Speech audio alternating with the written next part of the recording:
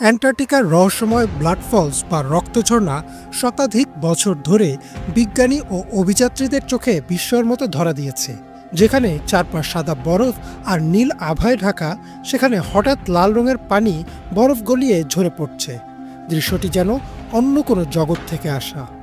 নাম শুনলেই মনে হয় হয়তো সত্যিই রক্ত ঝরছে, কিন্তু আসলে এটি এক অভিনব প্রাকৃতিক ঘটনা যা আজও মুগ্ধ করছে মানুষকে।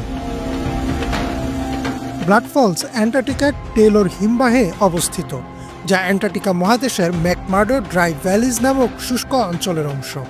এই জায়গা পৃথিবীর অন্যতম শুষ্ক স্থান, কারণ এখানে বৃষ্টি বা তুষারপাত হয় না বললেই চলে। 1911 সালে অস্ট্রেলিয়ান ভূতত্ত্ববিদ গ্রিফিথ টেলর প্রথম এটি আবিষ্কার করেন। তার নাম অনুসারেই হিমবাহটির নাম হয়েছে টেলর গ্লেশিয়ার। সে সময় থেকে এখন পর্যন্ত এটি অ্যান্টার্কটিকার এক অন্যতম আকর্ষণ। প্রশ্ন হলো, কেন এর পানির রং লাল? ন্যাশনাল জিওগ্রাফির ব্যাখ্যা অনুযায়ী প্রায় 1.5 মিলিয়ন বছর আগে সমুদ্রের একাংশ এই অঞ্চলে বরফের নিচে আটকে যায়। দীর্ঘ সময় অক্সিজেনের অভাবে সেই পানির ভেতরকার লবণাক্ততা বেড়ে যায়।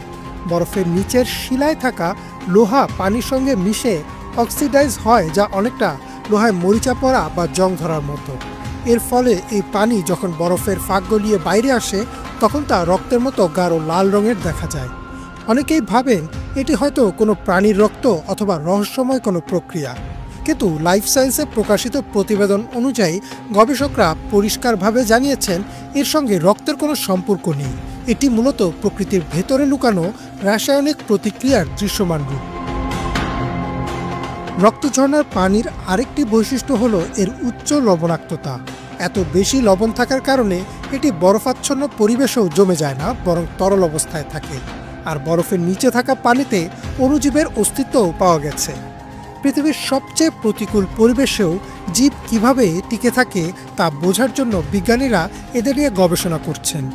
জনস হপকিন্স ইউনিভার্সিটি থেকে প্রকাশিত এক গবেষণা প্রতিবেদনে বলা হয়, এই অণুজীবগুলো হয়তো আমাদের ধারণা দেবে সৌরজগতের অন্য কোনো গ্রহে বা উপগ্রহে প্রাণের অস্তিত্ব সম্ভব কিনা, বিশেষ করে মঙ্গল গ্রহ বা বৃহস্পতির উপগ্রহ ইউরোপা, যেখানে বরফের নিচে লবণাক্ত পানি থাকার সম্ভাবনা রয়েছে।